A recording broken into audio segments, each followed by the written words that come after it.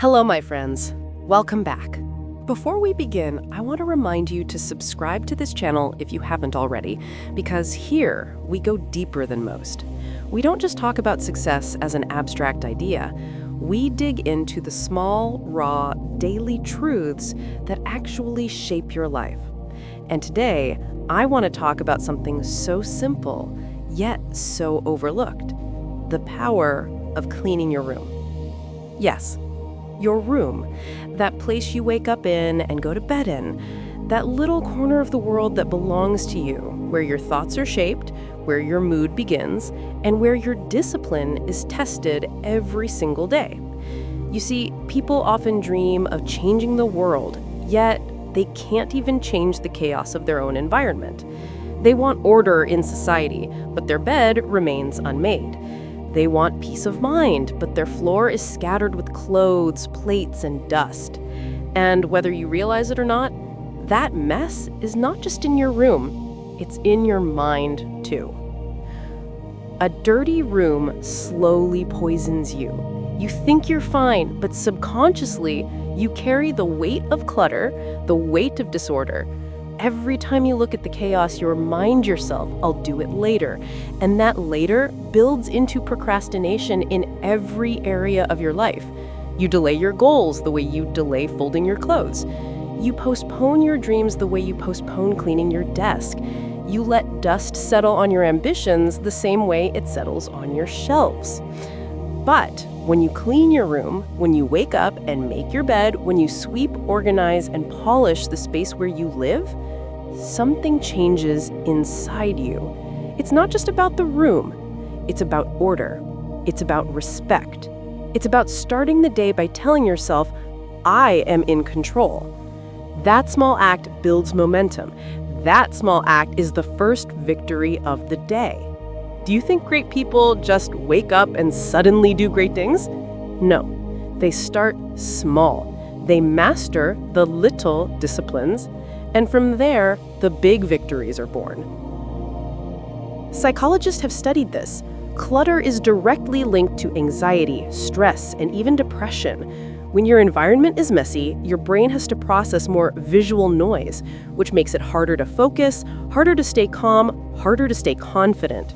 But when your environment is clean, your brain rests, your mind sharpens. You actually breathe better. It's not just psychology, it's biology. Clean air, clean space, clean mind. And think about it.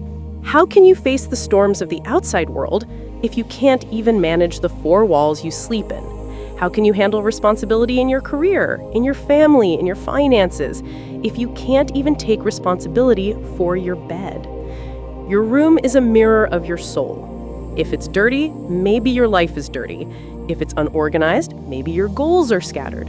But when it's clean, you start to feel the pride, the discipline, and the structure that success demands.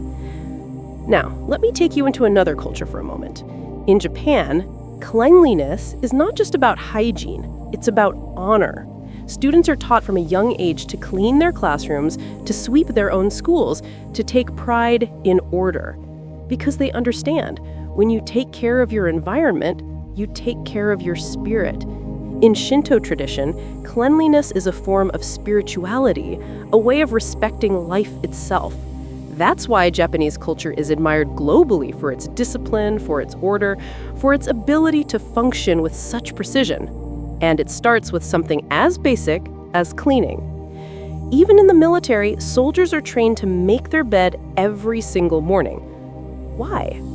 Because when the world is unpredictable, when chaos is everywhere, at least one thing is in order: your bed. That act reminds you that discipline is not about feelings, it's about actions. You don't make your bed because you feel like it, you make it because you said you would. And that, my friends, is the foundation of success. Doing what you must even when you don't feel like it. And this is not just theory. One man, a Navy admiral, once gave a speech that shook the world about this very subject. Let's pause here because I want you to hear it directly from him. To me, basic SEAL training was a lifetime of challenges crammed into 6 months. So here are the 10 lessons I learned from basic SEAL training that hopefully will be of value to you as you move forward in life. Every morning in SEAL training, my instructors, who at the time were all Vietnam veterans, would show up in my barracks room, and the first thing they'd do was inspect my bed. If you did it right, the corners would be square, the covers would be pulled tight, the pillow centered just under the headboard, and the extra blanket folded neatly at the foot of the rack.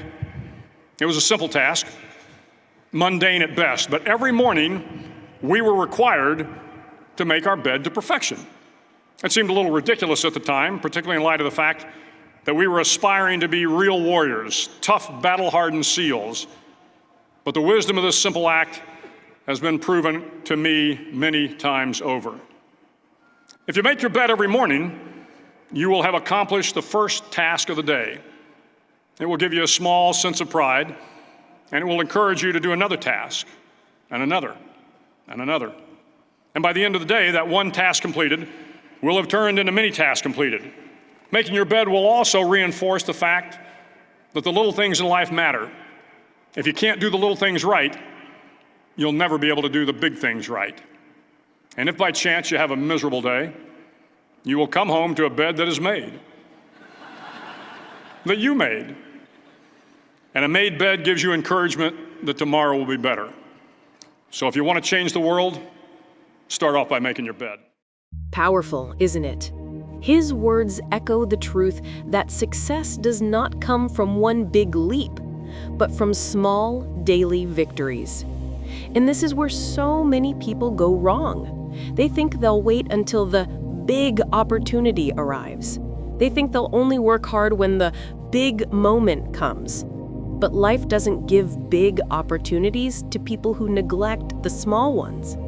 If you can't even make your bed, how will you handle a business?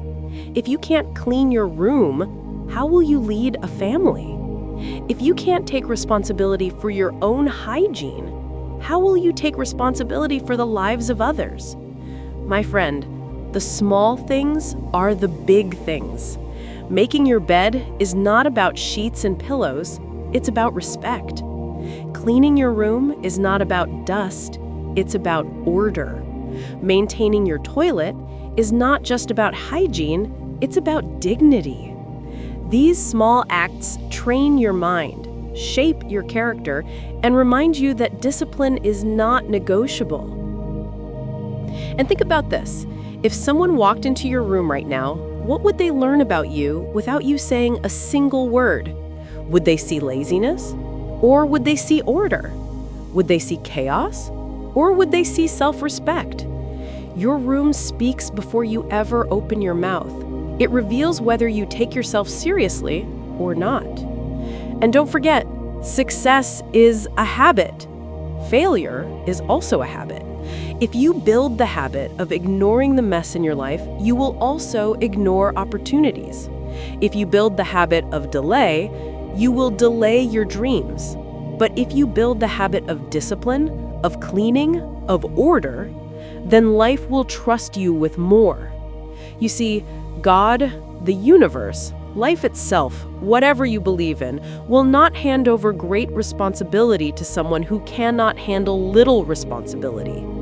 Clean your room, and you prepare yourself for a cleaner life. Now let's get real for a moment. Some of you are struggling not because you lack talent, not because you lack intelligence, but because your life is drowning in disorder. You're looking for motivation, but your desk is a battlefield of papers. You're praying for clarity, but your closet is an avalanche waiting to fall. You're asking for peace, but your bathroom is unclean. My friend, peace begins with you. Success begins with you. It begins with the environment you create every day.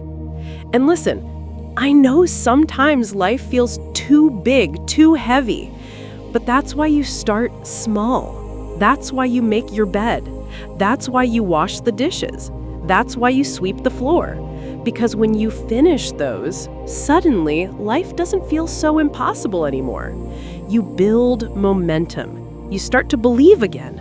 You realize, if I can conquer this small chaos, maybe I can conquer the bigger chaos too. And little by little, the discipline you build in your room bleeds into every part of your life. You show up on time, you respect others more, you demand higher standards from yourself, you carry yourself differently. And soon enough, people notice. They don't just see a clean room, they see a clean life. So tonight, when you go back to your room, look around. Look at the mess, look at the clothes, look at the bed. And instead of postponing, take action. Clean it, organize it, fold it, sweep it, make it shine. Because tomorrow morning when you open your eyes, you will thank yourself. You will feel lighter. You will feel sharper. You will feel ready. And from that simple act, a ripple will begin. A ripple of discipline, of self-respect, of power.